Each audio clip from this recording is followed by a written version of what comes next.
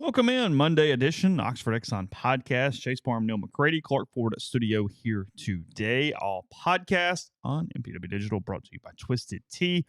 More on them in a little while, but a lot of football today. Kind of final thoughts on Ole Miss 28, Auburn 21 from Saturday night at Jordan-Hare Stadium.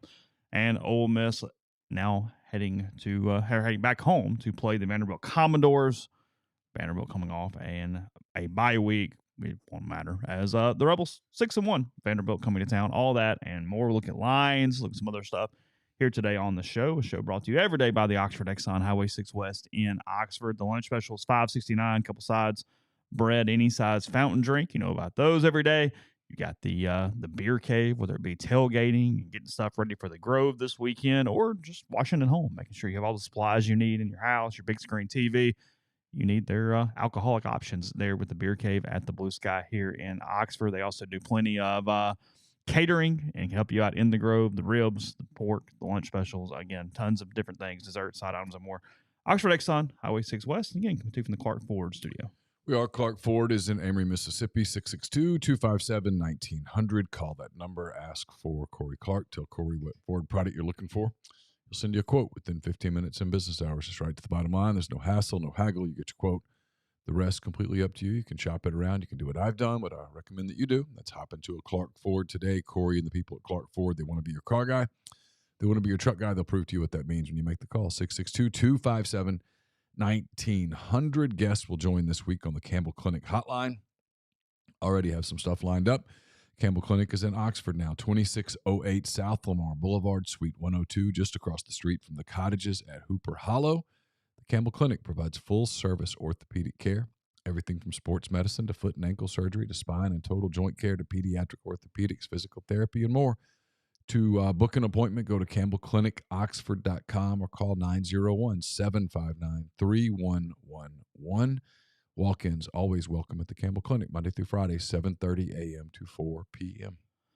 Yeah, I see a little talk on the stream about Lane on Twitter. I didn't take this morning's one to be at Austin Keys. Obviously, yesterday's was, but I thought today was actually him alluding to him staying at Ole Miss from Auburn last year instead of Keys. Could be wrong. I'm in the vast minority here. You haven't followed Lane on Twitter the last 24 hours? No.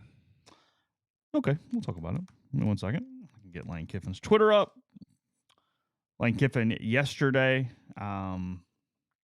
he showed a very carb-heavy breakfast. I have a hard time believing he devoured all yesterday morning on Twitter. But I would think Lane's approach to breakfast is very similar to mine. Yeah, well, he tweeted yesterday morning, already back at work, ready for next week. No better view to enjoy breakfast. It is on the Ole Miss practice field, and it appears to be, let me pull the picture up. It is for sure very large pancakes. Look like they're from BBB. Some toast, some eggs over easy, definitely a made from scratch buttermilk biscuit, some type of meat item, and then what appears to be some sort of home fry situation under that. So, no way he ate any of that. Yeah, there's a lot of no chance. Also, Sally came in. You think he subscribes to the cheat meal? I doubt it. I mean, I think everybody at some point has something that's not healthy. I mean, I don't think it's 365, 24/7 by any means. His is pretty close. He did for a long time, for sure. Yeah. Yeah. His fish and Sally came in on Twitter and said not pictured morning gumbo, courtesy of John Curran. So they had all that as well. Then Lane responded and said, actually, she ate it all. Coffee and water only here, getting ready for Vandy. I actually believe that. Stacy, thank you for the super chat. She says, thoroughly enjoyed seeing the M, P, and W all together for the postgame. I highly enjoyed it and always like Brian's takes as well. Great job, guys. Grass isn't greener. So, put that up yesterday morning, and then let's see. So Austin Keys on January 21st, after he had transferred to Auburn, I assume. I don't know the date that he left, but we'll go with after he had headed from Ole Miss to Auburn. Obviously, the linebacker played pretty well. He had a really critical face mask penalty that was a problem for Auburn on Saturday night. But otherwise, I thought he really rushed the passer well for the Tigers. He tweeted, "The grass way greener" on January 21st. Lane retweeted that yesterday. Had that one in the queue, ready to fire. And then because it's somebody having to do this, Juice Kiffin quote tweeted it with a picture of him running through grass yesterday, very green, lush grass yesterday. Austin Keys then responding to Juice Kiffin with a meme that says delete this, with him holding out money saying I will pay you to delete this. Lane quote tweeting that, saying he can't be bought, best of luck rest of year, with a laughing emoji. Lane this morning, as he does a lot of times, he tweets the devotional cards in the morning. This one says, comparison is the thief of joy, Theodore Roosevelt. And Lane's comment on that, 100, the little emoji thing, the 100, grass isn't always greener. I did not take that to actually mean toward Keys this morning. Probably not. No, that felt more Lane-centric than Austin Keys-centric. I think he was leaving Austin alone after yesterday. I mean, on the TV broadcast, I saw several players hugging Austin after the game. So, I mean, Austin wasn't getting a lot of playing time. He left. I mean, I don't think Lane's doing that. Lane's probably not doing the grass is always greener thing because he recruits a lot of portal guys with the premise of, hey, the grass is greener here. So that was probably not where he was going. He took a little shot at Austin. And what's interesting about Lane is, I mean, again, this is just our perceptions over time. If he really, unless it's like a Jimbo kind of situation, if he doesn't really like you, he kind of leaves you alone. He messes with people as much as anything. So, yeah, if this morning was about Keys, then I think it's probably one too many and you should let it move on and go. I didn't really have a problem with the retweet yesterday. In today's world of business and NIL and transfers and portals and making decisions and all those things, just kind of is what it is. I mean, I was thinking about it this morning because Neal and I were talking last week, and I think Neal reiterated it in his mailbag yesterday about how, the NBA is some level of soap opera. College football is kind of the male sports version of professional wrestling at this point. And I think if you have that tendency to enjoy and like that, Lane obviously amps that up with a lot of things he does on social media and on Twitter and things. But I don't know. I mean, pointing out bad decisions from a portal standpoint in this very microscopic view. Again, it was not a bad decision for Austin Keys overall. Right. Yeah, I don't really hate it. I'm kind of okay with it. I don't think it was a big deal. So yeah, he's what was interesting is he tweeted like 10 times yesterday and nothing was geared even a little bit of a shot toward Hugh Freeze. He's letting Hugh go and moving on with his life, it appears, at this point. So there's no point in piling on. Yeah. Although I've already done the captions for this week's picks. And hold on, you have? Yes, someone may. That's very early. Someone may have piled on. That's very early. I'm trying to stay Were you ahead. Motivated? No, we had ideas in your head. We've hit crossover season. Where you have less time than you normally do because basketball's now kind of getting ready to go. Ole Miss basketball, I'm referencing specifically. Not the NBA. The NBA for me is a productive thing because I'll turn it on up here and work with it on in the background. But you're hitting the point where we're about to be covering two teams. Basketball regular season's 2 weeks away. Is that right? Give or take? 2 weeks from today, maybe? Okay. I think they open on a Monday. I'm not sure. But we're roughly, yeah. I get it's just click stuff, but I'm looking through Lane's thing a little more. He retweets a thing from the Clarion Ledger saying Ole Miss takes multiple jabs at Auburn after Lane Kiffin hire after the win. I don't know. I mean, Auburn kind of started it on social media. It's just kind of what these team personality things do. I don't think it was necessarily any different than anything else. It looked like it always looks. I mean, Auburn did the whole Coach Freeze with a fan with the pregame handshake on Saturday. Whatever. I don't know. I mean, it's the whole thing's frankly good for the game because it keeps people interested and entertained and adds some secondary value. I mean, there wasn't. I somehow miss all of it. I guess because my Twitter feed is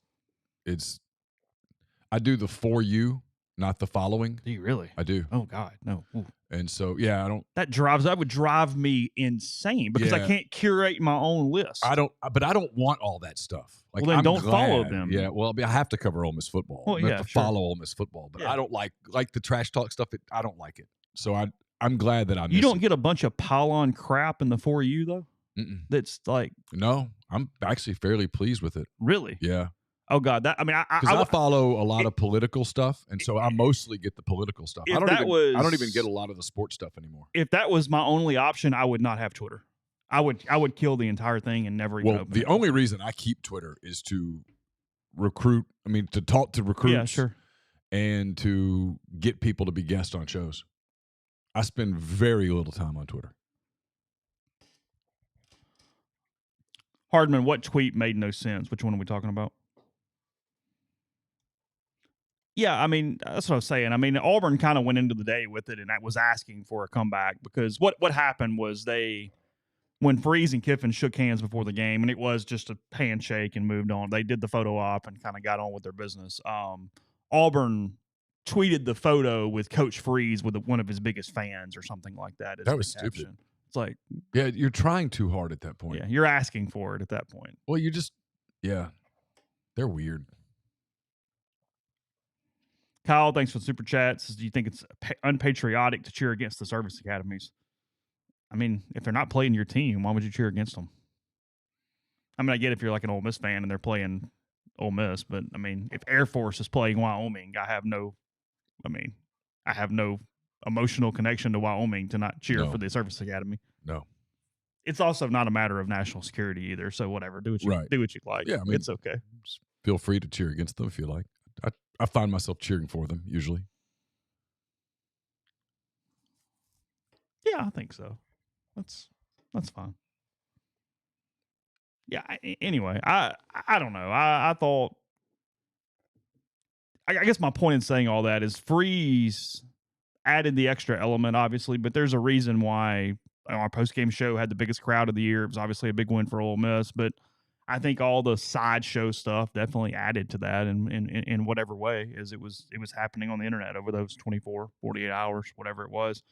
And I get Auburn's bad offensively, but Ole Miss played really well defensively. They did so many things well and just kind of got the win. And what was a bigger win for the program than it looks like on paper, simply beating a 3-3 team that's now 3-4 and whatnot. Neal and I both wrote some version of it on Saturday. The perseverance that they showed, the ability to overcome early mistakes, not get bogged down on, like history in the sense does not matter. Yes, the fact that Ole Miss had won once in Auburn in 20 years did not play a role in Saturday's game at all. But you can get it psyching you out mentally a little bit. And Ole Miss didn't do that after such a bad first half and just not playing well. And historically, it just shows you, I think Neal might have referenced it in his column, shows you how far Ole Miss has come, is that was a 6th win yesterday, and it was not even mentioned, or Saturday, and it was not even mentioned in any capacity. I mean, I think it was it 2008 with Houston when they announced it over the video board at the end of the game? I don't know. I think that's right. They were like Channing Nutt's name, and I mean, I think like Glenn comes over the thing and goes, "Your Ole Miss Rebels are now bowl eligible," and screamed it over the PA. It had been a minute. It was not something you took for granted at that point. In fairness, no, it had been 2003. I mean, it's been 5 years since they'd been bowl eligible, and now they're bowl eligible, and the calendar's not even to November. And the truth is, anything less than probably, 10 wins at this point is going to be a disappointment, which isn't fair, but fair is a weird word. My place isn't just college students with if y'all are talking about yoga. I mean, there's some in there, but no, it's not exclusive by any means. I think you're in your head on that too. They're not paying attention to you. No, but I don't. But let's face it, if you're the one old guy in a room full of college girls, they think you're creeping. And but it rarely is. Yeah. I mean, it's very rare, especially times of day. Do you ever read our message board? Well, okay, but just saying. And you're minding your own. There's a decent amount of creepy. You're minding your own business. Your head down. Yeah, I wouldn't be comfortable. It's one reason I quit Hot Works. I actually enjoyed the hot stuff, but like you'd be in a thing and you were like, okay, I'm in here by myself. And then like, or you booked a thing, you booked a bay, and at the time it said you were the only person. And when you got there were 2 other girls already in there, and you're like, never mind. And then I realized I was not going to ever really get my money's worth. So I quit. Yeah. I didn't quit because I didn't like it. I actually enjoyed it. Got the question on the message board yesterday. Did a little research. I think they answered their own question before I was able to get back to it. Ole Miss with a little bit of program history, and it's a strange stat because they haven't played every year, obviously, but have played a long time, so it's notable. Ole Miss beats Vanderbilt on Saturday, the first time they've ever beaten Arkansas, Auburn, LSU, and Vanderbilt in the same season. Oh. Well, Saturday. I did a story before the season because I actually stumbled across the numbers in my notebook again. Don't ask me to find it, but I did a thing about how many seasons Ole Miss had beaten. It was Mississippi State, Arkansas, Texas A&M, and maybe it was Auburn. Okay. They'd never had a year where they beat them all at the same time. Mm-hmm. Never had a year where they lost to them all. And most years they went 1-3. I went back to the start of the freeze era. Yeah, sure. And people were like, I don't understand why you do that. And the point was, for it to be a special season, you have to win those games. Yeah. You do something you historically have not done. Yes. People got worked Not saying up. you can't, won't. People got emotional. And look, it's what Ole Miss. It's kind of my point is that Ole Miss under Kiffin keeps ticking these off where it no longer is a thing anymore, and you're just having good seasons and winning a lot of games. I mean, Lane Kiffin, taking out the COVID year, which we typically do, he's batting almost 750 as a coach. I thought yesterday he had some really interesting things to say. It was one of his more interesting calls, if you will. He talked about how, they learned a lot from last year. He referred to last year's team as a talented team, a team with talented players, but not a very good team. Mm-hmm. And he said they learned a lot, and that they have to spend a lot of time reinforcing. And he says they use the NFL as sort of their template to these guys. Like, look, you're coming in, and everybody's coming in under the premise of, hey, I'm going to come in, and the role that I had at school X will be the role that I have at Ole Miss. And for many of them, they have to take on a different role and special teams and all of that stuff. And he said it's not always perfect, and that it takes constant daily work. And that's what they learned, because they didn't do that last year or the year before. And now they are. And he said, look, it doesn't work with everybody. And he didn't call names, but he clearly was referencing a couple of guys who it just didn't work, and they're not here anymore. That you have to have buy-in from guys when they come in from the portal, and it takes a lot of work. A lot of work. He emphasized that over and over, that it's daily. It's not something hey, we got this done in August. Okay, we're good. Nope, it's constant. Not simply putting the roster together and it just magically working. No, you have to really work at it. And the truth is, they hit some adversity in September against Alabama and had that. I think we'll look back on this season and talk about those moments in the LSU game. Like those were really pivotal, because it's they still are playing for a lot. Everything's on the table for them. They got to have help, but everything's on the table for them. He can, with a straight face, go in and go, guys, win out, and you're giving yourself a playoff opportunity. Sure. It's there. Sure. Got to have help. Yeah, sure. But yeah. Yeah, 73% winning percentage since COVID. Yeah, and in a normal season, he still would have been about on that pace, because that was a year that if you give them non-conference games, they probably go 8-4. Probably, yeah. So I just sort of throw that year out in my mind. But it was all SEC games. Yeah. So, but no, he's done a terrific job. It's almost like some people said he was really fit. He would probably make a lot of sense. Just saying. It's made a lot of sense. Like it might really work. And again, going back to that moment, if it hadn't worked, what did you have to lose? It's the life lesson for people. When you're at the bottom, that's when you swing the hardest. Because what difference does it Because make? if you're a 4-8, 5-7 program, so what if you fall to 2-10, 3-9? It's the same damn difference. That's when you swing.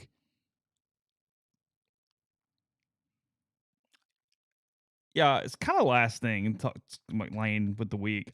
Lane gets an A+ for last week because he didn't get into the Alabama mess. He was focused. He was direct all week. He just coached his team. He didn't do anything different like Hugh going, we're really going to practice hard on Friday. No, run your week. I told It's you. a week. I think I wrote on Monday. I thought he was really locked in. Yeah, he was very dialed in. He wasn't on Twitter all week. Just coached his team. Just got ready. He knew it would be loud, and it is loud there. Hard place to play. In credit to them, it is a loud place. Their fans are very involved. Mm-hmm. Their student section is right there, kind of on the field. They're very loud. I mean, it is a difficult venue. And Lane said last week that analytically they're a different team at home than they are on the road, and they are. He said yesterday, he said, I don't mean this to sound arrogant, I think was his word. Don't hold me to that word, but I think he said arrogant. Okay. He said he didn't think that would have been a very close game in Oxford. And I agree with him. It wouldn't have been a very close game in Oxford. And, look, it's one play, but I think if Jackson Dart hits Sakari Franklin on instead of throws that pick, that's a blowout. Yeah, he kind of said they score right there, and it's 21-7 or whatever, and it he sort of said as much. Yeah, I think that's where that was. So, anyway, a few more things. Breeze, look at lines, Kiffin, and more. First, are you ready to elevate your college football game day experience? Check out Twisted Tea, your go-to game day beverage for college football fans. Twisted Tea is unlike any hard beverage you've had before. It's made with real brewed tea and packs a flavorful punch with 5% alcohol, no carbonation. They're in the perfect balance, a taste and refreshment that goes down smooth for every game day occasion. No need to settle for the usual. Twisted Tea turns up any occasion, especially when you're cheering for your favorite team, whether you're tailgating in the stadium, parking lot, watching in a bar, or hosting friends at home. Twisted Tea is there to elevate your experiences. It perfectly complements your love for college football and your passion for creating unforgettable moments. So toast to unforgettable game day experiences. Twisted Tea, the drink that fuels fun and celebrates your love for college football. Keep it twisted. I can't remember which ones we're supposed to do this week. I apologize. I've got those. Go ahead. You got it? Okay. Yeah. All right. My post-game columns are brought to you by Whitney McNutt, Tommy Morgan Incorporated Realtors. If you're searching for residential or commercial properties in Oxford or Tupelo, contact Whitney McNutt for amazing professional service and support. Contact Whitney at tmhomes.com or 662-567-2573. We're also brought to you by Seago Wealth Management. They sponsor my 10 Weekend Thoughts that are up at rebelgrove.com. Are you retiring soon? How long should you wait to take Social Security? What accounts should you pull from first? Are you already retired? Should you consider Roth conversions? These are just some of the questions that can only be answered with the personalized retirement income plan. Andrew Seago with Seago Wealth Management specializes in helping folks just like you come up with their retirement game plan. Whether you meet at his office in Collierville or prefer Zoom from anywhere, schedule a free discovery meeting and see what they can do for you. It's rebelsretire.com. We're also brought to you by Comer Heating and Air, Southern Air Conditioning and Heating, different names. Same great people, products, and services. If you live in Oxford, Tupelo, or the surrounding area, call Comer, 662-801-1777. If you live in Hernando, Memphis, or the surrounding area, call Southern, 662-429-4429. A-Stock is a Nashville-based online retail company with the mission to provide customers the power to name their price. All items start at just $1. That's right, every item starts at just $1, no matter what the retail value may be. So shop now at astock.bid. That's ASTOCK.BID, or download their app. Name your price on thousands of items from big-name retailers. A-Stock has multiple locations around Nashville, Memphis, and Indiana, and more coming soon that offer local pickups, so don't miss out. If you're coming up this weekend for the Vanderbilt game, stop by the College Corner. It's in the Oxford Commons right off Sisk Avenue. More than 4,000 square feet of the best Rebel gear, plenty of parking. Their staff's going to have you in and out, ready for the Grove in no time. They also have 2 locations in the Jackson area, and you can catch them at collegecornerstore.com. Game Changer patches are the only 2-patch system available in the market to stop hangovers before they start. The warm-up patch used before or while you drink. The overtime patch used after you've been drinking to recover while you sleep. The all-natural ingredients will keep you in the game, ready for your next play. Go to GameChangerPatch.com. Promo code RebelGrove20 at checkout for 20% off your purchase. Podcast is brought to you by G&M Pharmacy, 662-236-2222. They deliver locally in the Oxford area and they offer MedSync. For your prescriptions the same day each month and take care of you. One trip to the pharmacy, one delivery. You have everything you need when you need it with G&M. They'll also transfer your medications. One phone call, they take care of the rest. That's 662-236-2222. Podcast also brought to you by Prime Shrimp, primeshrimp.com. 7 different flavors available for you. Everything from their signature, the great garlic all-purpose flavor, to their New Orleans-style barbecue, and much more. We're going to help you out. Code RG, 5 pouches or more, 25% off. Again, it's great for all the activities going on at night. Fewer than 10 minutes, freezer to plate with their restaurant-quality shrimp from the New Orleans-based company. So they deliver directly to your door.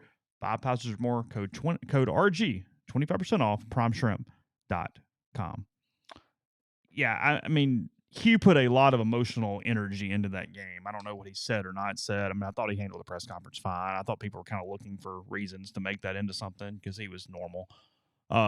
He did a decent job. But, I mean, he looked like somebody had run over him and kicked his puppy when he was when he did the post-game handshake with Lane. Frankly, he wouldn't really look at Lane. He kind of like glanced at him when they got close to each other, and then he turned his head. He had no face-to-face interaction with him at all after the game. What? I mean, everybody knows the score there. Yeah, I guess that's my point. He didn't fake it. I mean, they both just kind of kept their heads like, hey. I mean, I don't think Lane likes him. Hey, good effort. Pretty clear. Good luck the rest of the season. I mean, I'm told by people who would know that this was a game that was circled. Well, you have to like it. And it needed to be circled to get the win. You can't screw that one up. No, had to win that game. That's the thing is, and it's why I'm so kind of caught up on, hey, it looks different. He's completely changed the program because I've covered and seen a lot of Ole Miss teams that have that bogged down first half at Auburn and places and just get beat because they can't get up again. They can't get over it. They wait on that shoe to drop, and Lane's teams don't wait on the shoe to drop. It's okay. This is an older team. Bunch of guys that really have only been here 1 year. I don't think history matters one bit to them. I think we play up the history thing because we're used to playing up the history thing. I don't think it matters at all in that locker room, positively, negatively, or otherwise. Is it good for Hugh Freeze that he doesn't play Ole Miss next year? Yes. Kind of like Lane in Alabama. Look, I worked in that state for a long time. Mm-hmm.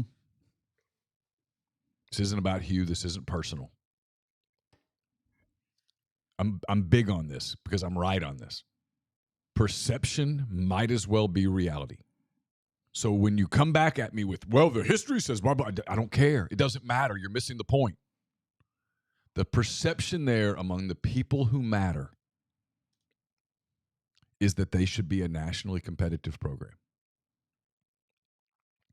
The truth is, they were a nationally competitive program in a different era, an era when payment was made under the table.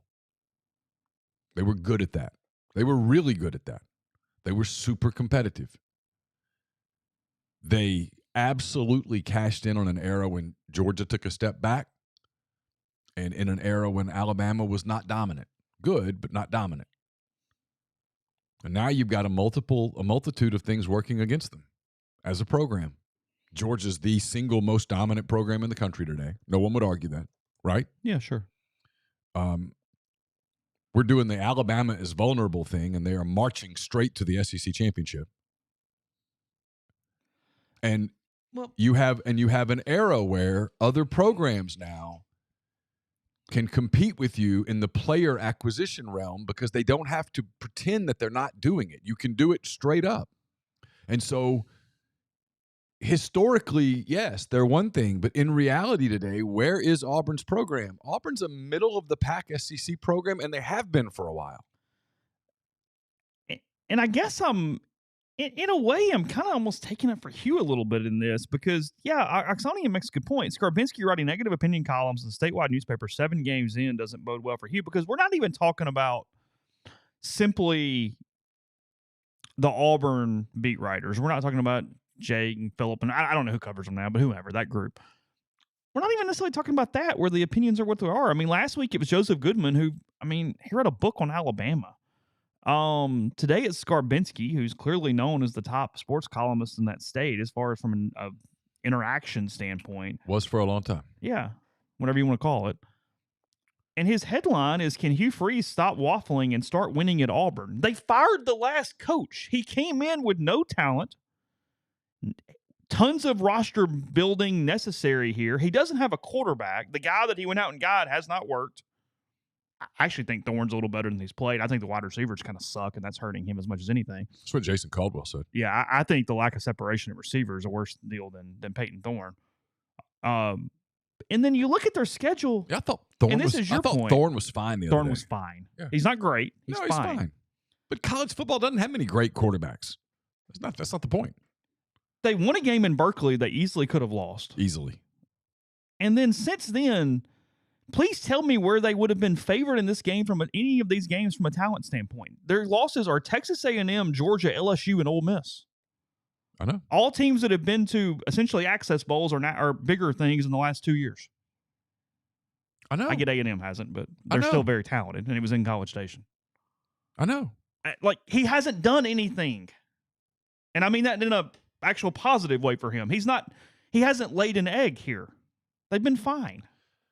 Perception, reality. It's the paper losses we always talk about. When you go into it, even though people, hey, well, I mean, you got to get to 7-5. You got to get to 6-6. You got to get to whatever. Okay, well, go beat Arkansas and Fayetteville. They suck. Go beat New Mexico State. Go beat Vanderbilt. Go beat State. That's 7 wins. And again, I'm not saying they're going to. My point is that he hadn't lost those games yet. Right. He's only lost games he was supposed to lose. But in their minds, they beat Ole Miss every year. Oh, I get it. And they have. And historically they did. But it changes. This is the part that the older people, I think younger people are like, yeah, I get it. I think older people struggle with this. Because you won forever in the 80s and the 90s, it doesn't mean you'll win today. Because you lost in the 80s and 90s, it doesn't mean you'll lose today. There's two things. I had this conversation. I was obviously not in town over the weekend. I had this conversation with other people. You have to decide. Like, I keep hearing this clarion call for federal oversight. Mm-hmm. Okay? Yeah, sure. Maybe it comes, Chase. Yeah. Maybe it does. Maybe it doesn't. I don't know. I personally don't think it will. But until it does, this is the environment. You either operate in this environment, not the environment of the future and not the environment of the past, or you suffer the consequences. That's where we are. To Ole Miss's everlasting credit, from William Liston to Walker Jones and Lane Kiffin and Keith Carter and Denson Hollis, and I'm sure I'm missing people. They get it. This is the environment today. It's not ideal for a lot of people. A lot of people find it privately quite distasteful, but it is the environment. They're thriving in it. Not everybody is. Missouri is. They are. No one wants to do the credit thing because we want to call the guy a goob and a whatever. Hey, they've lost one game and they have a shot at they get a shot at Georgia next weekend. He's found a really good lane. He's doing really well. Yeah. He's doing really well. They kicked South Carolina's ass the other day. They did. I mean, there's an environment that this is the atmosphere. Learn how to breathe in it. I would argue Auburn hasn't learned how to breathe in it. And I don't know that they can. I don't know that they can be a power in an environment where Georgia and Alabama are powers. I don't. And then go further. Brian Kelly's at LSU. He's really good. Okay, he's really good. Lane Kiffin's at Ole Miss. He's turned Ole Miss into a top 15 national program. Mm-hmm. The guy at Tennessee's doing well. Heupel's doing well. They're recruiting really, really well. Billy Napier very quietly is recruiting incredibly well at Florida. Yes. You put that squeeze around Auburn, and there's not much left.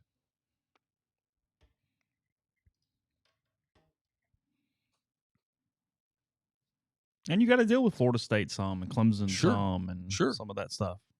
Other teams there. Yeah, I mean, like Grind says, he predicted 6-6. If 6-6 was your thought going in, you're still fine. But yeah, it's just not where it was. Now he needs to beat Mississippi State on Saturday. Not a gimme.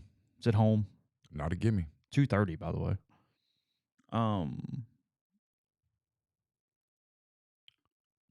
He needs 2 wins in a row and then go to Fayetteville and see what happens. Starkville. I mean, State, Vanderbilt, and Nashville. State's not a gimme Saturday. No?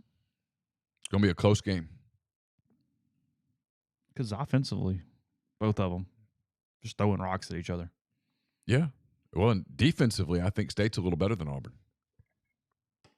I do. Do you really? I do. State is susceptible at the safeties in the back. But if you can't really push the ball downfield, and Auburn has not shown that it can, if you can't take advantage of that susceptibility, they're pretty good everywhere else. Pretty good up front, active. Linebackers are fine. The corners are good. He's a good defensive coach. They have his mentality on defense. Arnett. Yeah, sure. They're solid on defense.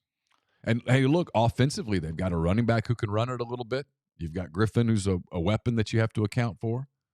And Wright, as a running quarterback, is pretty good. And he made a few throws the other day. Didn't have to make many, obviously. But they're okay. They're not good. But are they capable of beating a checked-out Auburn team on Saturday morning? Absolutely. Saturday afternoon. Yeah, sure. Following up on that Vanderbilt, Auburn, LSU, Arkansas thing, yeah, the last time they beat the three better programs, they lost to Vanderbilt. That was in 2008, the Houston Nuts' first year. Yeah. Lost to Vanderbilt, beat LSU, Arkansas, and Auburn. And then 1992, the year that they lost the huge game to Tennessee that everybody talks about, they lost to Vanderbilt really early in that season. Actually, in a blowout. It was like 39-7 or something, and then went on a run. I don't remember. You can't tell me about the 1992 campaign for the Rebels? No, I cannot. Where were you in fall of 92? Graduate school. Okay. So you're busy bartending. I was bartending, had an assistantship, and was in graduate school. Yeah, I couldn't tell you what happened in a football season. I don't think I saw much football that year. I actually had the wrong year there. So the 92 Ole Miss team, my point was right, but it was not the Tennessee year. They went 9-3, 5-3 in the SEC, losing to Vanderbilt, Georgia, and Alabama. Bama was ranked number 4 in the country, lost 31-10. Georgia was ranked 18th, lost 37-11 in Athens, and then they went to Nashville and lost 31-9. So, sure. Sounds good. Beat Air Force in the Liberty Bowl to close the season. 8-3 regular season back in the day gets you into the Liberty Bowl. Bowl tie-ins not what they are now. Not what they are now. Yeah. 17-10 win at Vaught-Hemingway there. Beat La Tech, beat Memphis State. Big season. I do remember them playing Louisiana Tech. Do you? Yeah, because Tech was good that year. What year did State beat Tech and nobody else? Didn't they have like shirts that like Tech in 10 or something? I don't know. Okay. I think so. Yeah. I'm really getting out of your wheelhouse now. I'm certainly not up on my Louisiana Tech football history. Or Mississippi State. Or State, yeah. Yeah, no, look, Freeze led the country or Ole Miss led the country in scoring defense in 2014. It was a good defense. It was really good defense. That was not the... Fell off shortly thereafter. It couldn't recruit linebackers. Middle of the field was bad. Didn't recruit enough defensive linemen. It's one of the keys to this year's team. It's not that they're elite up front, but they have a lot of guys. And so late in games, they're still fairly fresh, and they're able to get pass rush. Yeah, I mean, I noticed that even with snap counts from Saturday. 1 second on that. Now, Auburn only ran 58 plays on Saturday. They did not run many plays at all. Very, very low. But from a defensive play standpoint, look, he's always going to play his defensive backs a ton. He has defensive backs he likes, and he plays those. I mean, Dre Washington, 54, Prince, 54, Saunders, 48, Walton, 46, Dejon Anthony, 44. But beyond that, I mean, you mentioned it, defensive front, especially with guys with their hands on the ground. Jamon Gordon, 19, Josh Harris, 18, Stephon Wynn, 25, Pegues, 25. I guess a rusher, but Baptiste, 35, Cedric Johnson, 38, Ukwu, 42. I mean, they were fresh. I mean, in the fourth quarter, it made a difference. Yeah. Been a big key for them. I mean, none of those guys. Well, some of those guys are. I mean, look, Cedric's going to get NFL opportunity. JJ is going to get an NFL opportunity. Ukwu is interesting because if he was a normal age, he would for sure. Yeah. but he's like a 7th-year senior and has had some leg issues. I just don't know. Yeah. I don't know what that looks like or doesn't look like for him. But there's no super elite guy. There's no guy that's going first. That's going Sam in the first Williams round. is not sitting over there too. No, there's no first-round pick on the defensive front, but they've got enough depth there that they're effective late in games. Then offensively, they did what they always do. They had a couple of injuries up front for a few plays that changed things. McGee played every snap up front. James played every snap up front. Kern played every snap up front. Pettis came out for that one series, so he played 73 of 76. Jaden Williams came in for those 3 plays, and then Reese McIntyre subbed in for Caleb Warren on 8 of the 76 plays offensively. So that was their offensive front. Reese came in second quarter for a little while, right? Mm-hmm. Hudson Wolf came back. Caden Lee played a second. Braylon Brown had by far his most snaps of the season, even though it didn't really turn into anything. 21 snaps for Braylon Brown on Saturday. Trey Harris, 73 of 76 snaps. Let's see a pedometer on that. Run a route full speed. Get back to the line of scrimmage. Run a route full speed. You don't want that because late in the game's just you're at the tail end of the marathon at that point. Jordan Watkins, 9 snaps. Lane said he would be better this week. Has to get the stitches out. So I don't think Lane thought he would play, and then Jordan convinced them that he could play. And they needed someone to catch a punt. Yeah. Said Dayton dehydration. What was it? They had to IV him.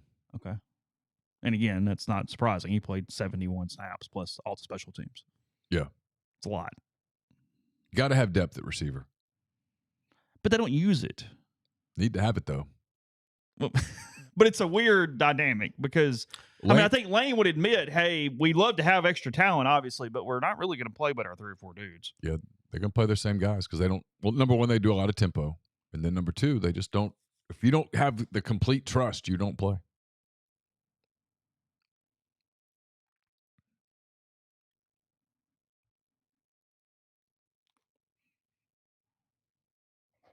Okay.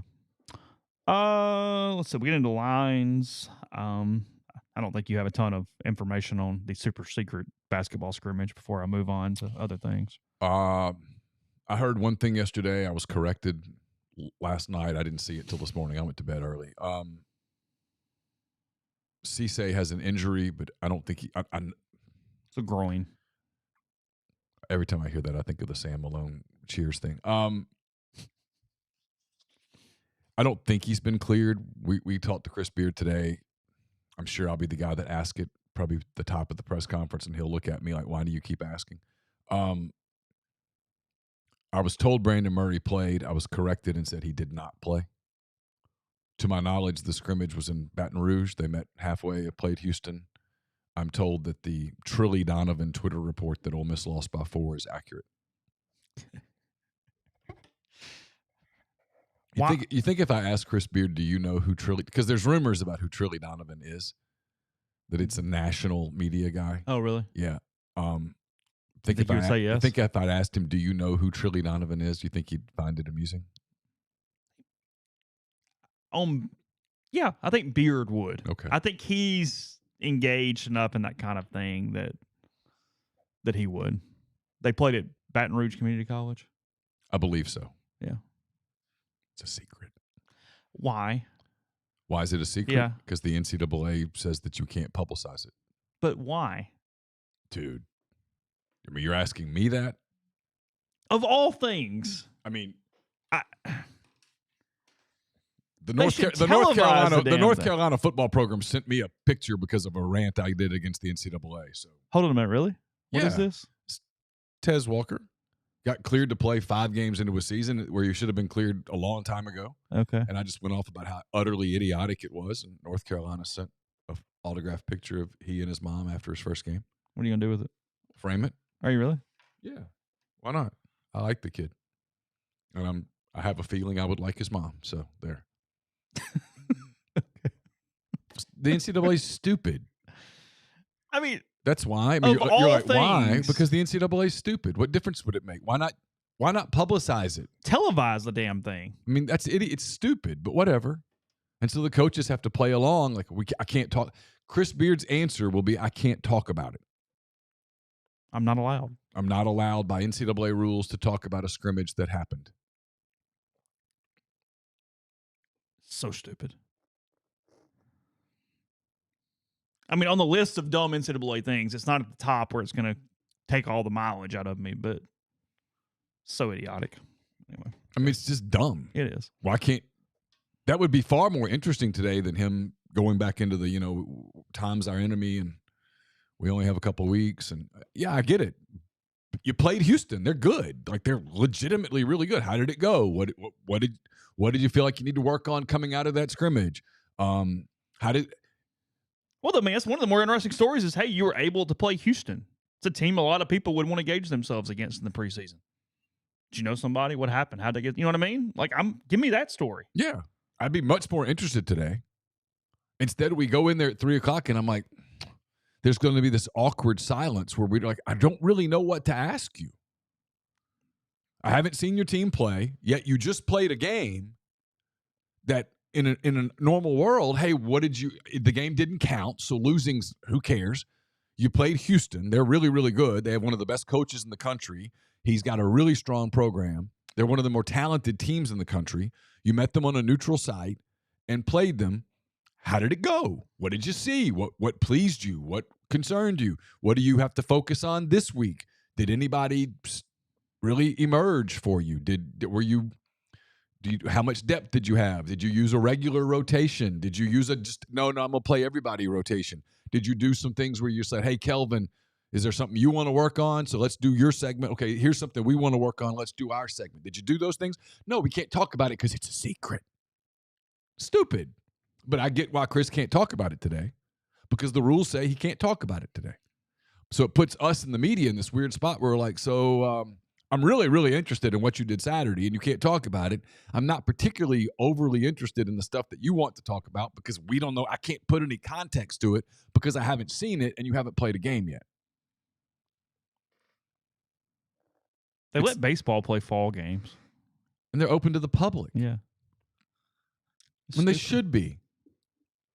And you can go, Mike, did you pitch this game like you would no, he go, no, we just wanted to get some guys some work and did this and this, that, and whatever.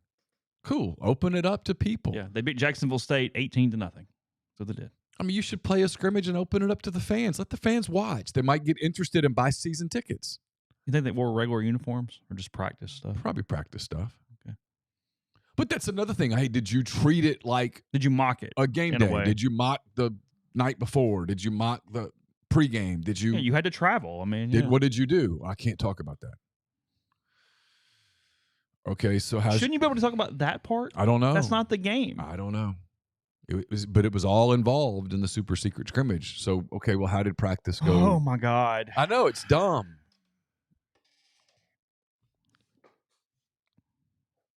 Borrowing trouble in such dumb ways. Anyway. So stupid. With HelloFresh, you get farm-fresh, pre-portioned ingredients and seasonal recipes delivered right to your doorstep. Skip trips to the grocery store and count on HelloFresh to make home cooking easy, fun, and affordable. That's why it's America's #1 meal kit. Crazy schedule can make it easy to fall back into your dinnertime recipe rut. Keep mealtime exciting with over 40 recipes to choose from every week. There's always something delicious to discover with HelloFresh. Even the fall can feel jam-packed. HelloFresh makes it whipping up a home-cooked dinner actually doable with quick and easy options, including 15-minute meals. Less time than it takes to get a delivery, and with everything pre-portioned and delivered right to your door every week, it's really a no-brainer. Again, tons going on. They make it so easy for you. I've used them multiple times over the years, and with kids' activities and whatnot, it is a no-brainer there with HelloFresh. So go to HelloFresh.com/50MPW, that's 50MPW, and use code 50MPW for 50% off plus free shipping. Again, that is HelloFresh.com/50MPW, code 50MPW, America's #1 meal kit. We're brought to you by Pinnacle. They're based in Jackson, Mississippi. They've got clients in multiple states, advisors in multiple states as well. They provide detailed, specialized investment management, financial planning, retirement planning for individuals and businesses, and much, much more. At Pinnacle, investing is treated like a commodity. Decisions are made using objective information and research, not emotions. So regardless of your level of wealth, Pinnacle will sit down with you, listen to your goals, study your expenses, and put forth a comprehensive, detailed financial and retirement plan built just for you. It's mypinwealth.com, MYPINN wealth.com. regencytravel.com. We're also brought to you by John Edwards, Regency Travel Incorporated in Memphis. Get in touch with John if you are trying to plan a special trip that will create a lifetime of unique memories. Just give him some parameters, give him a budget, and let him give you some options. And know this, you don't have to live in or near Memphis to take advantage of his services. 901-494-3387 or jedwards@regencytravel.net. We're also brought to you by OPA. It's Oxford's newest Greek restaurant on the square. It's the perfect place to plan your company dinner, your festive party, your company Christmas party. Fabulous food, great craft libations.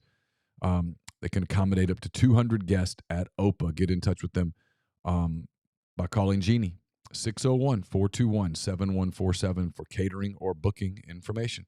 We're also brought to you by Service Specialist Staffing and Recruiting Agency. They sponsor our picks. That will be up again on Thursday. They connect great job opportunities to candidates. Been doing it since 1967. If you're on the job hunt, Service Specialists can help you. Entry-level positions, seasoned professionals, they have opportunities across the board in multiple fields. So get in touch with Will, Sydney, or Kelsey at 662-832-5138 or check out their new and improved website, servicespecialistltd.com. Get the beautiful, healthy smile you deserve at Corinth Dental. Dr. Bubba McQueen, Dr. Jenny Beth Hendrick are devoted to restoring and enhancing the natural beauty of your smile using conservative, state-of-the-art procedures that will result in a beautiful, long-lasting smile. From routine checkups to advanced treatment, including implants and Invisalign, Corinth Dental is here to help you achieve your smile goals. So schedule your appointment today. Take the first step toward a better version of yourself at corinthdental.com. Lane Kiffin will meet with the media today. I'll have a What He Said, What He Meant coming to you, courtesy of myperfectfranchise.net. If you're a displaced corporate executive wanting to put your career in your own hands, if you're an experienced entrepreneur looking to diversify, Andy Ludicky can help. He owns multiple franchises and businesses and uses his expertise to help others find their American dream through a very thorough and free consultation process. So call Andy, put your life and your career in your own hands. It's 100% free. You've got nothing to lose. Find your perfect franchise at myperfectfranchise.net or contact Andy at myperfectfranchise.net or call him at 404-973-9901.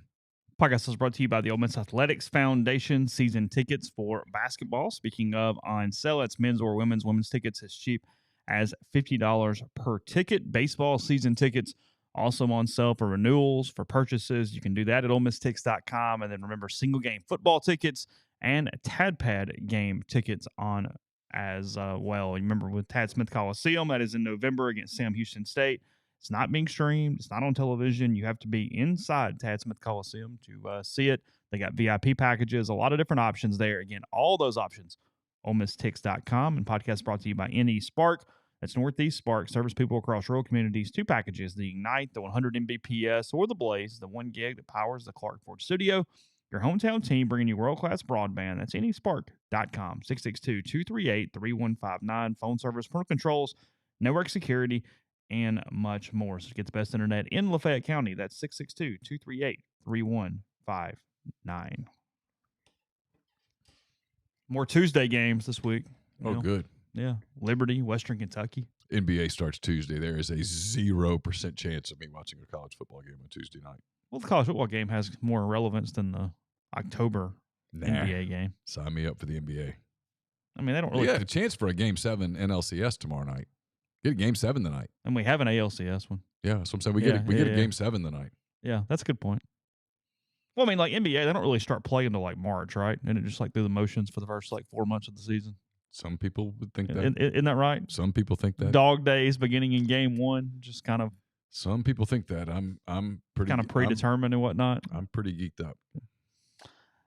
Speaking of those college football lines, though, Liberty, Western Kentucky opened at 1.5 point spread, and it's at 4 now with the Fighting Jamie Chadwells in Bowling Green tomorrow evening. He's done a good job. It's a good job.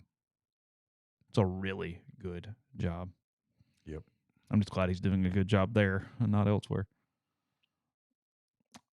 Yeah, I don't know enough about him to have a thought on that. I don't need to know more than I do. Yeah. Simply, no, I'm good. Thanks. Enjoy. I think he would just he should have just bought Freeze's house, right? Just let's make it easy. We'll just. Yeah, probably. He may have. I don't know. Think so? I have no idea. I don't know what I know nothing about the Jamie Chadwell experience. Who's at Coastal now? Another question I can't answer. Is Grayson McCall okay? I saw he got hurt Saturday night. They were like bringing the card out at one point. Oh, really? Yeah. Oh, I don't know. In the stream, I was doing 15 other things, but I did see that. Is he okay? Yeah, the midweek games this week are dogs. I mean, there's not even one that sort of catches my interest. There aren't a lot of big games at all this week. They're all really small lines. Like there's a lot of competitive games from a Vegas standpoint, but from who you're interested in. I mean, just because I know both coaches, I guess Florida International, Jacksonville State might be the most intriguing game of the midweek, just from a personal standpoint. Okay. FIU 8-point underdogs at home to Jacksonville State on Wednesday night. Okay. It opened at 4.5. It's moved to 8.5. But I mean, Georgia State, Georgia Southern, Florida Atlantic, Charlotte. Ugh. Florida State giving 20 to Wake Forest. Florida State pulled away and ended up winning by 18 against Duke on Saturday. It was close for a long time. Duke gave a spirited effort before talent kind of took over in that one. It'll be an interesting offseason for Elko. Mm-hmm. He's got some decisions to make. If you don't jump, you're kind of choosing just to stay. Yeah, because you might never It be can this hot again. always go. Might never be this hot again. Houston on their near miss against Texas. They are in Manhattan, Kansas, getting 17 on Saturday from the Wildcats. I'm still kicking myself for not taking Houston plus 23.5. You could have went ahead and cashed that one early. I thought about going for the killer and taking the money line. I mean, I just believed they would play that game in a way that Texas wouldn't be able to match. Texas sleepy. Sure. Oklahoma and Kansas. Oklahoma avoids the upset bid to UCF and Gus and JRP on Saturday. Now they are in Lawrence, giving 10.5 to the Jayhawks. I think they'll be pretty locked in on Saturday. I kind of like them to cover that in Lawrence on Saturday. And then at 11 o'clock, South Carolina, Texas A&M. The Aggies giving 14 to South Carolina. Open at 11.5, now at 14. My initial thought is take the Aggies and lay the points. You think they finally show up for a full one? I still think South Carolina's very good. It might be quitting. Beamer's been weird. Been real weird. I mean, if you're Spencer Rattler, the only thing that's in that you're game, just kind of hanging in. The only thing in that game that makes you hesitate to lay 14 is the fact that Rattler's on the field. He's a good player. No, they have the better quarterback. Yeah, he's really good and plays really hard. According to CBS Sports, per Hardman, McCall is alert and conscious with movement in all his extremities. Good. Okay. That's good. On his way back to Conway, South Carolina. Good. Yeah, what was the UCF line? It was a bunch. It's like 18. I had Oklahoma covering it. They didn't, obviously. Yeah, I don't mind laying the 14 here. A&M, they need a good week. Look, we're going to talk about this a lot over the next week. Next week, we're going to do a lot of Jimbo things and all the losses. And look, they're okay. They're really talented. They can't put it together for whatever reason, but they're really talented. They're upper echelon talented in the SEC. Sure. Okay. I'll probably lay them because I could live with myself a little easier. Not that it matters, but I could live with myself with Carolina. You'll stay away from this game with Siskey. Oh, yeah, I wouldn't touch it. When I look at my little formula, unless it sticks out. Your little formula? I do have a little formula. It's kind of working. Do you? I mean, I'm doing okay. Is it proprietary? Not yet. Okay. Penn State, 31-point favorites at home against Indiana on Saturday after losing to Ohio State in the shoe on Saturday. What's the line? 31. Probably take the other team to cover. Penn State's got to score 31 points. They might not give it. They beat Iowa 31-0. They did, but that was when they cared. That was a big loss for them. Mm-hmm. SMU, 19.5. Tulsa, blah, blah, blah. Clemson on the road giving 10 to NC State. Same. It's a sneaky little spot there. Don't hate NC State. I don't either at all. Give me the 10 there with Dave Doran. And speaking of coaches that I'm glad they're where they are right now. Memphis, North Texas. Memphis done a good job this year. I know they 7.5-point favorites on the road in Denton on Saturday. I don't hate that. Louisville giving 4 to Duke on Saturday in Louisville. Ooh, I like that. You like Louisville? Mm-hmm. Coming off last week. Leonard getting hurt again. Don't hate that at all. Yeah, opened at 3, now at 4. Yeah. Virginia coming off their just monumental win over North Carolina in Chapel Hill on Saturday. Can we talk about how big of a loss that was? You're 6-0. You're playing for you're playing for everything. Your schedule is set up perfectly. And you got tight. You overlooked somebody and you got tight. And like what Ole Miss was able to do, you couldn't turn it back on. You couldn't just, hey, we suck for a half. It's okay. We're the better team. Just go win the game. Just go win the game. It's not style points don't matter. It's not a beauty contest. Just win. And then on the same note, I was elated for Tony Elliott and everything that program has been through over the last year. Sure. To get a win, to get a moment like that. Sure. They've speaks volumes for him. They've really, really struggled. And that was cool to see. One of the better things that kind of got pushed off by other stuff on Saturday. Notre Dame 18.5 at home against Pitt. Texas 17 at home against BYU. Iowa State on the road giving 2 to the Baylor Bears on Saturday. Wow, it tells you where Baylor is. Well, those two programs in general, Baylor beat Ole Miss in a Sugar Bowl 2 years ago. Iowa State, that was, hey, Elko. Yeah. I present Matt Campbell to you right now. Great point. Well, in many ways, even the guy at Baylor. Oregon giving 6.5 on the road in Salt Lake on Saturday. It's the game of the week. It's the game of the week. Yeah, it's a big game. Is that where all the shows are? I don't know. This is if you're looking for a national game that is interesting, this is it. Utah ends SC's run on Saturday, pulling that one off. Yeah, Oregon's still hanging in there with one loss. This is the big test. Utah's tough at home. Oregon's just really good. Oregon and Washington are both really good. So what are you going to do? The Big Ten's going to be a beast, man. The Big Ten is going to have legitimate pop inside that league. I don't know. That's a big number, 6.5. And Oregon's not an elite defensive team. It's got a chance to be a really interesting game. Game day is going to Oregon and Utah. Big noon's kickoff is going to Oklahoma, Kansas. Okay. Sure. They were both in the same place last week, right? I don't know. Okay. Cocktail party, 2:30. I did not turn the TV on in my hotel on Saturday morning. And then I got in the car at 9:15 to go to Caroline's place. So I don't know. You had to get mentally worked up for Arkansas, Mississippi State on the field Saturday. I had to go get ice to ice down some beers, what I had to do. It was needed for Mississippi State, Arkansas. My priorities were in the right place. So you're taking Utah at home on Saturday? I'm thinking about it. Okay. Cocktail party, Georgia giving 14.5. Feels like a big number. Honestly. It does feel like a big number. Honestly, it feels like a big number. My first thought is to take Florida to hang in there a little bit. Bowers is out. First game without him. They've played pretty well.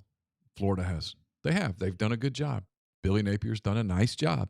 They're okay. They've stayed out of all the public stuff and just focused on getting a little better, and I think they have gotten a little better. Now, they're not going to beat Georgia, but I could see them losing 10 to 13 points. Mm-hmm. Sure. Yeah, my first thought is Florida makes some sense there. And then Mississippi State, Auburn also at 2:30. Auburn giving 7 to the Bulldogs. I like State in the points. Over under 43.5. I like the under. But I like the points.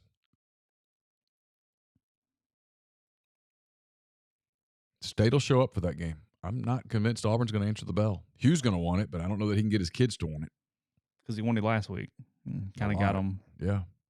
You can't dive into that. You can't dive into that bag too many times. That's why it's that. It's the pattern of Ole Miss State and what's been when you say Vanderbilt's a sneaky spot there for Auburn.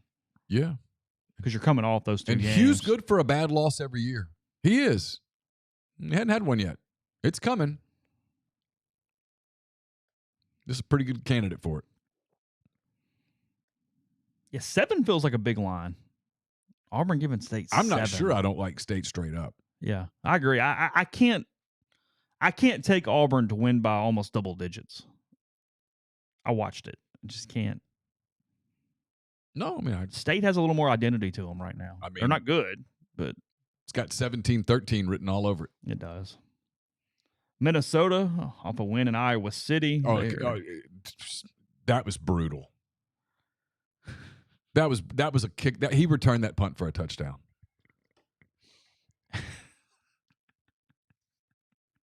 It was too. I hated it came back because it was just too perfect. A special teams touchdown to win another game. It was a great play.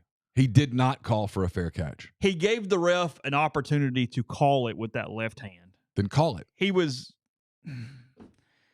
I agree with you, but he got into the territory where you were begging them to make that. But the call. hand's down here. He never raised like here.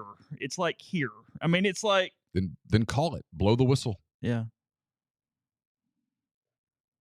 That goes back to review? Well, no, I know. Let it play out. I'd much rather let a play out than call it dead because you can't do anything. Minnesota showed no signs on that play of believing he had called for a fair catch. Yeah. I went, oh, God, he didn't call for a fair catch, but he did just enough to make them complicate this at this point. Just can't score. I mean, no. But they were going to win that game. They were. It was a bad call. I think it helped Iowa in the long run. Probably. I think they can fire the guy now. Look, I had Iowa -3.5. Because I'm telling you, I swear, I think I was right. I think had they gone 11-1, they were going to keep him and argue that 11-1 is what mattered. Now you can move on with your day, I think. What's the division race? I don't know. I haven't looked at it. What's that? I was just betting on Iowa. I had Iowa -3.5. So as he was running that back, I was like, yes. I was rooting for him just for the comedy to get tackled. Not that I hated they lost that way because that sucked. But to see an Iowa 2-minute drill was kind of what I was hoping for there. They have to get down the field and kick the field goal and what that would have or not looked like at that point. Minnesota is giving 7 to Michigan State in Minneapolis this weekend. I don't hate that at all for Minnesota. Lay the points. Michigan State's a train wreck. Nebraska -3 at home against Purdue this week. That line has come down from 6.5 for whatever reason. Huh. Big movement there on that one. Just a year from hell for Will Hall. Appalachian State -17.5 in Boone, North Carolina against Southern Miss. I would lay them. I would lay the 17.5. Yeah. Yes. USC is on the road in Berkeley, -11 at Cal on Saturday. Cal's been sneaky. They can be a little spunky at times. Sneaky competent. USC, and he did the no players available after the game. When one of your players is Caleb Williams and he's not available after the game, you're showing weakness.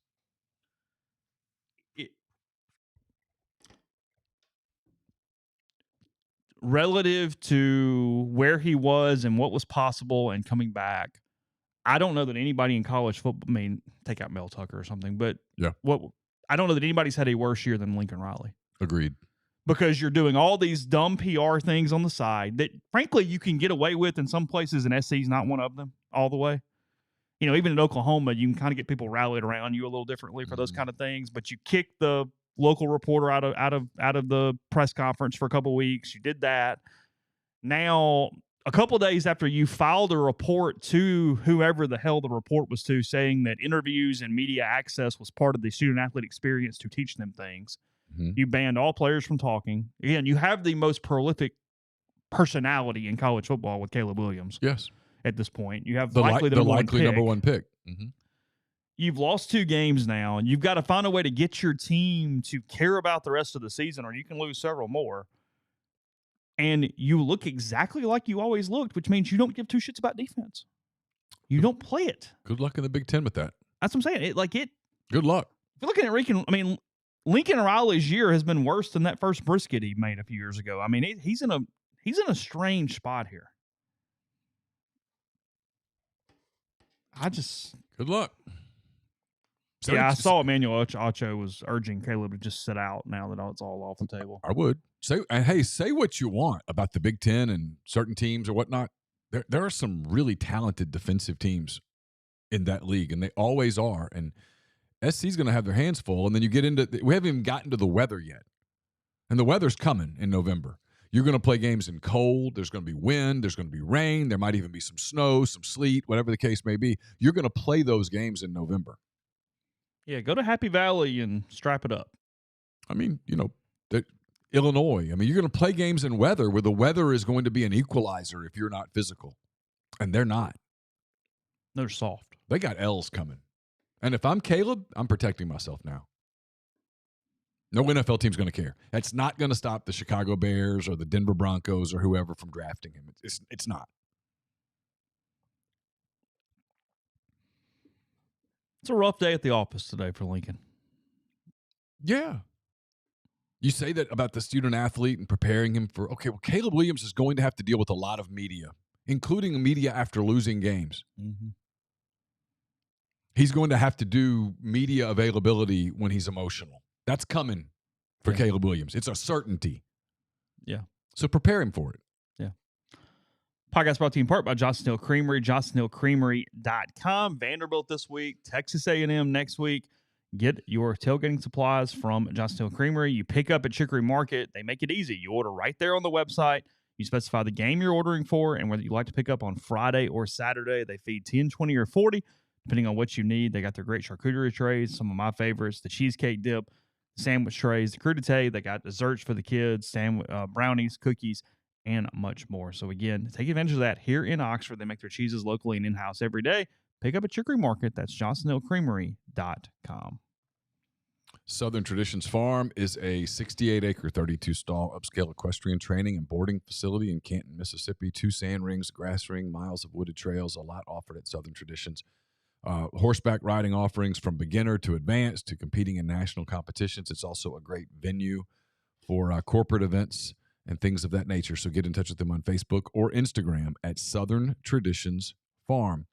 Would you like some peace of mind knowing that your roof is taken care of? Whether you need an inspection, a new roof, or a maintenance program, Riverland Roofing has you covered, home or business.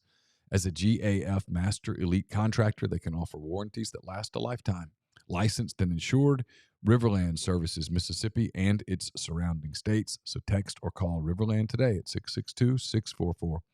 662-644-4297. Are you ready for the ultimate college experience? Welcome to College Town, Oxford, your new home away from home. They know you want the best, and that's exactly what they offer. No more long commutes or missing out on campus events at Ole Miss. It's right next door to the Ole Miss campus, offering spacious 2, 3, 4, and 5-bedroom cottages, each with individual leases because they believe in flexibility and simplicity. Their incredible amenities will make you feel like you're living in a resort. So whether it's a weekend binge-watching session or hosting the best game day parties, you'll do it in comfort and style. Cheering on the Rebels with your friends, the community is designed to give you the perfect blend of comfort and convenience. So don't break up the gang. Instead, grab your friends, pick out your favorite floor plan, reserve it today at collegetownoxford.com. Text their VIP list to be the first to know when their leasing for fall 2024 is open. 662-300-3733. Podcast also brought to you by Caldera Lab. I've got it somewhere. I lost the file. I'll get it back in one second. I might have it. Okay. I'm looking for it too. Here we go. Sorry. All right. My bad. Take care of your skin as you get older. Caldera Lab creating high-performance men's skincare products, and the regimen leads off their product lineup, twice-a-day routine to transform your skin. And the skincare world is heavily female-driven. It's long been the wild, wild west for men. That's why they're making this simple for you. It includes 3 products: the Clean Slate, the Base Layer, and the Good. Clean Slate starts and ends your day. The face wash leaves all skin types refreshed. The Base Layer is your daily moisturizer to hydrate your skin and jumpstart your day full of confidence. And the Good is your go-to multifunctional serum. It's at night to make your skin look tighter and smoother, as will help reduce the visibility of wrinkles and fine lines. And just for our audience, got a great exclusive deal. You're not beating this offer. It's code MPW at calderalab.com. 20% off right now. Again, it's a 1-minute morning, 1-minute night routines. All it takes to reduce your wrinkles, fine lines, signs of aging. Get it as you get a little older. Take care of your skin. You will be thankful. Again, that is calderalab.com/MPW for 20% off right now. Code MPW. Get back into our picks a little bit. Tulane at Rice, 11.5 for the Green Wave. Still finding ways to win. There were those throwback uniforms on Saturday. It looks really good. They kind of had to fight off North Texas. They didn't play very well in the second half, but they won the game. South Alabama's got Louisiana Lafayette this weekend. They are 10-point favorites in Mobile for that one. I don't hate that line. Big spot there. Talk about Grayson McCall banged up for Coastal. They are 3.5-point underdogs at home against Marshall this weekend. Ooh. Not a good spot. Not have your quarterback right there against the Thundering Herd. He's done a hell of a job at Marshall. He has. They're good. Washington whipped by James Madison, which tells you how good James Madison is. They're legitimate. They would win. They would win some SEC games. It's a pretty great story. Talk about moving up in conferences, moving up in divisions. I mean, I talked to Uku about it multiple times over the course of us having him on network stuff, and since he came from James Madison. But they're real. Washington, 26.5-point favorites at Stanford on Saturday. They kind of fought off Saturday to pull it out. Yeah. They're good. They're solid. They can lose. Yeah, probably will lose. Tennessee, -3.5 at Kentucky. I have no idea. I kind of like the Vols here. Do you really? Kind of like the Vols and lay the points. I got a feeling they're going to play an angry game. They're a little pissed at themselves, at the officials, at a lot. I got a feeling they're going to take out some emotions. They are very frustrated with the officiating. Yeah. And the penalties were very one-sided. Yeah. Like 10-1 or something. It was, yeah. Heupel wanted to say something, so he said nothing for 20 seconds, which said a lot. Like the Vols here. I actually like the Vols here a good bit. Don't think Kentucky's all that.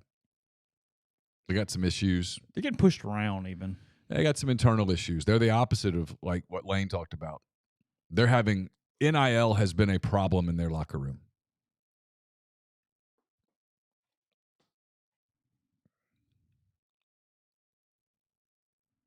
So that's going to be he's got to figure that out because they are an NIL program. And they've got money, but it can create angst inside locker rooms. Again, I go back to what Lane said yesterday. It is something you have to work on daily. And you have to manage it from an efficiency standpoint. And you have to talk about it every day. Every single day. Air Force trying to continue its run. They are in Fort Collins. They are 12-point favorites over Colorado State on Saturday. No. Staying there inside That's Colorado. probably kind of a rivalry right there. Yeah, sure. Colorado, back at work. They are 16.5-point underdogs at UCLA on Saturday. Going to have to score against a pretty good defense. UCLA is good defensively. Yes. And good enough offensively. Yeah. Dante Moore kind of throws it all over the place, but Going to be a good player, though. Oh, he's just freshman. It's young. It's Yeah. growing pains. It's got stuff going on there. I like him. And then this line just keeps blowing up. Ole Miss Vanderbilt, it opened at 21.5. It's currently at 25.5. I'm taking Vanderbilt. They're going to be sleepy. They got A&M next week. Yeah. Ole Miss is going to win this game like 38-20 or something, and we're all going to move on with our day. Yeah, I can't lay 25.5. Not in this between Auburn and A&M thing with it being Vanderbilt. I mean, if Ole Miss was super locked in, sure. But if you're laying, right? If you're not wasting emotional capital on this thing. Well, you're not playing Jordan Watkins in the third quarter if you're up 21 points. You're not running Quinshon Judkins in the third quarter up 21 points.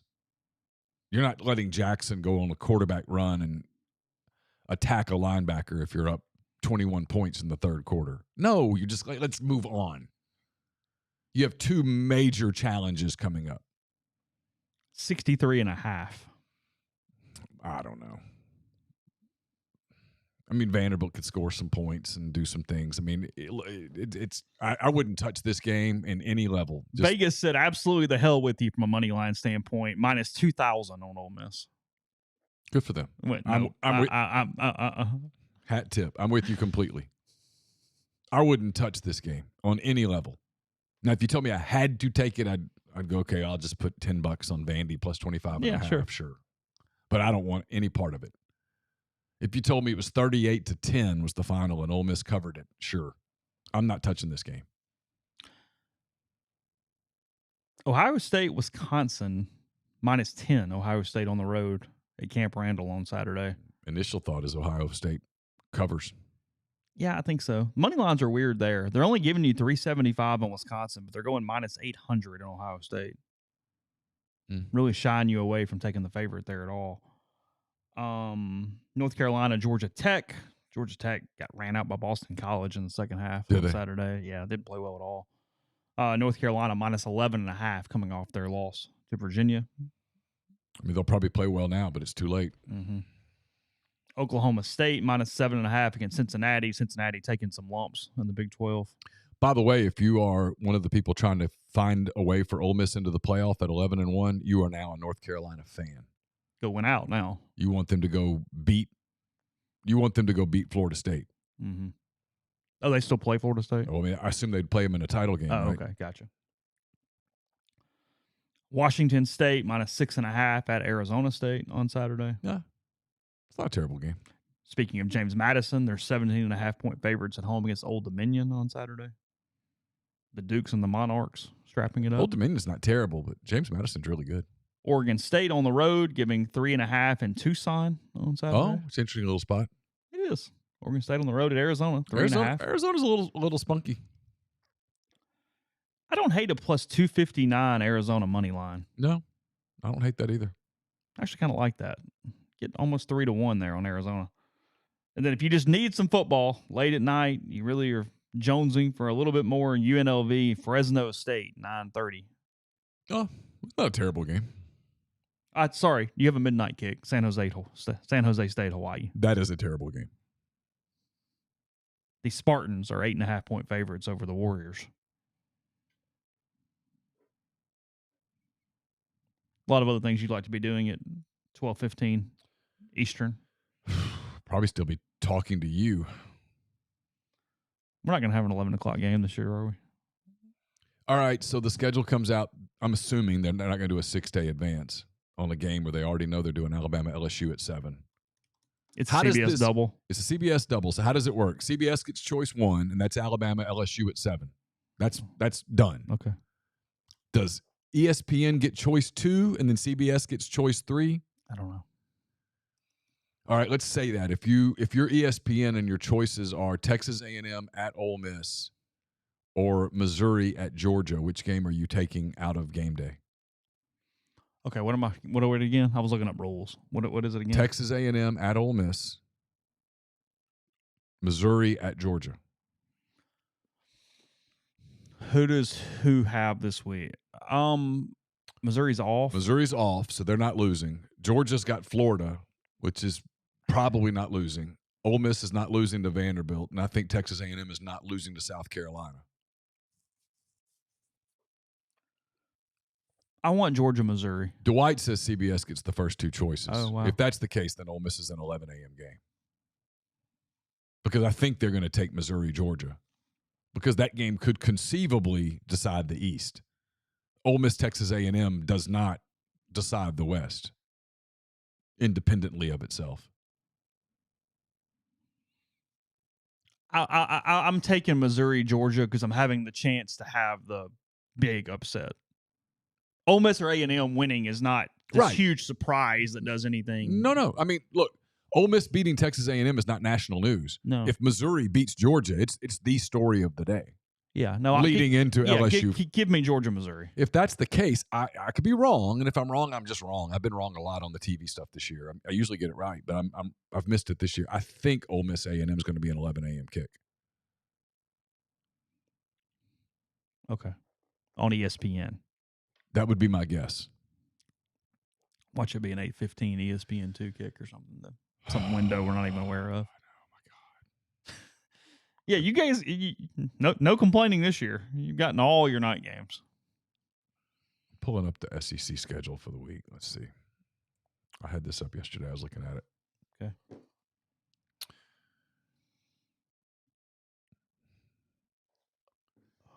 I'll give the SEC credit. Their website's pretty friendly. All right. So this is week 10 that we're looking at. Okay. Missouri at Georgia, LSU at Alabama, Texas A&M at Ole Miss. Yep. Here's the rest of it. UConn, Tennessee, that's a 3 o'clock game. Arkansas, Florida, that's got 11 a.m. SEC Network written on it. Or 6:30 SEC Network. Yeah, depending. I don't know how that works. Kentucky, Mississippi State, same thing. Oh. Jacksonville State at South Carolina, upset alert. Ooh. But from a TV standpoint, yeah. And then Auburn at Vanderbilt. Oh God. But that's a lot of games. You're going to be over each other. Yeah, where do you put those games? Is there a 6:30 SEC? That means you got to put. I mean, just running those stats, doesn't that mean there has to be a 6:30 ESPN game? I mean, that's what I would assume. But you're not putting anything valuable up against Alabama LSU. So Auburn Vandy has 6:30 written all over it.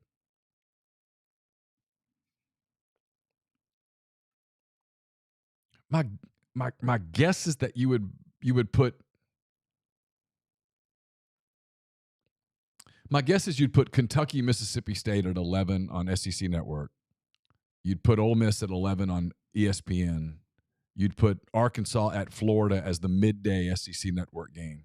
And you do Auburn at Vanderbilt at 6:30. That's my guess if I'm the TV people trying to figure out what I want where. They ran an SEC Network game against LSU, Alabama the last time at CBS, 7 o'clock, but they did not run an ESPN game against them. Yeah. 11 ESPN, 11 SEC Network, 11 ESPN2. Oh, okay.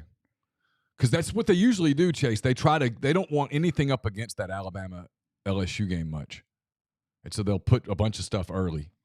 CBS, 3 o'clock SEC Network.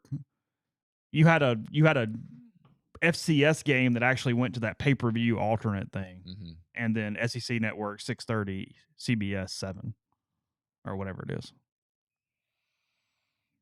No, Auburn Vandy will not be on SEC Network Plus. That'll be on something. They'll put it on ESPNU or ESPN2 or something, but they won't put that on the Plus. No, not an actual league game. Not a league game. Nope. Same for Arkansas, Florida. Same for Mississippi State.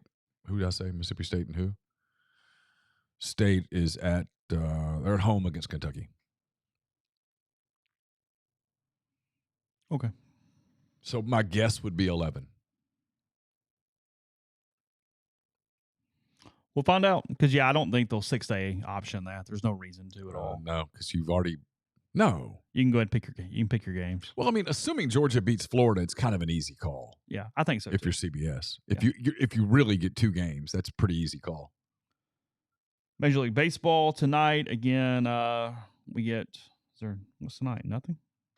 Yeah.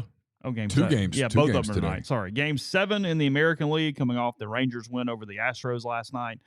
That's 7:03 tonight on Fox FS1. Who's pitching? I'll look in a second. And then 4:07 Arizona and Philadelphia on TBS. That is game 6. Yeah, I think that game is Kelly versus Nola. Back in Philadelphia for that one. Got a chance to be a pretty big party night in Philly, I'm guessing. We have today, from a pitching standpoint, Merrill Kelly, Aaron Nola. You're correct in that one. And then Scherzer, Javier today. Scherzer was bad. He's got the ball right now. Tickets as low as $71 in Houston. Tickets as low as $290 in Philadelphia. Philly's they got an environment. They show.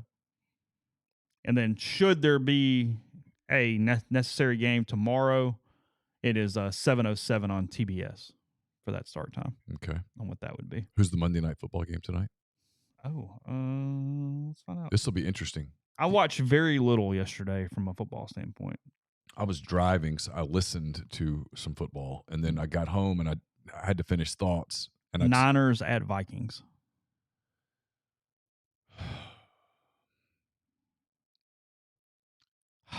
Here's poor baseball right here, right? You're going to have a Game 7 involving one of the teams in baseball that is kind of easy to hate and a team that's sort of Cinderella-y. Yep. Game 7. It's the American League Championship game. Yeah. Okay?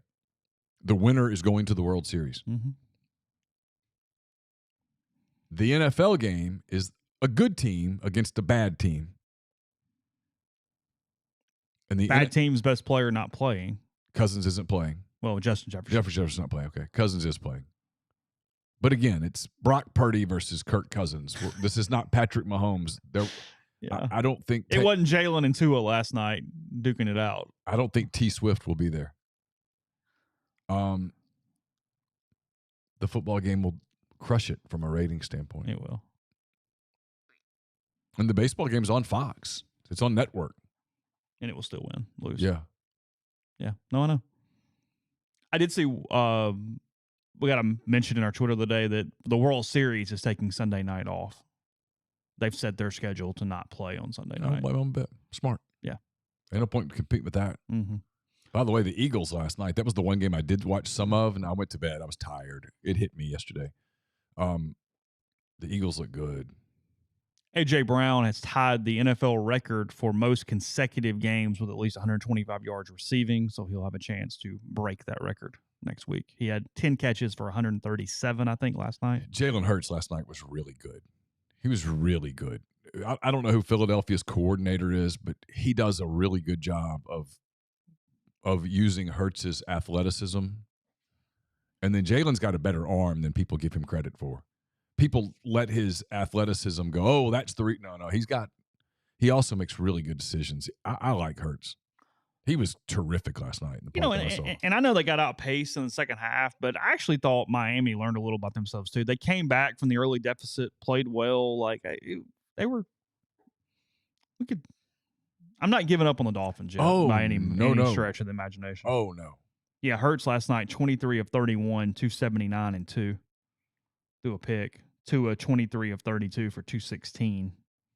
It's not enough for the Dolphins. He's got to throw for more than that if they're going to win games. Alabama had those two and Mac Jones in the same room. Mm-hmm. Tyreek Hill, 11 of 88. He's a beast.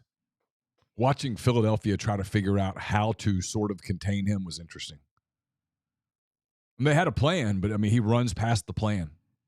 Yeah. And then get age differences and whatnot. But, Philadelphia's receiving core, A.J. Brown, Devontae Smith, DeAndre Swift, and Julio Jones. Yeah. So he has options. They're good. Yeah. Swift got 15 carries. Hurts had 11 carries last night from a. Yeah, that Eagles-Niners NFC title game is going to be. You already getting ready for that one? One for the books. Yeah. So, all right, football tomorrow. By the way, guys who were terrific yesterday, credit where it's due. Lamar Jackson was. Oh, I hadn't seen this. He was a cheat code yesterday against Detroit. Yeah, they won. Dominated. Oh, really? Blew them out. They were up 28-0 when I flipped to another game. Oh, I didn't know that. So yeah, completely out of it yesterday. NFL tomorrow, baseball tomorrow as well, and then whatever the hell happens. Lane Kiffin today at noon, so we'll have reaction to that on the site and on the podcast, and we'll talk to you again really soon.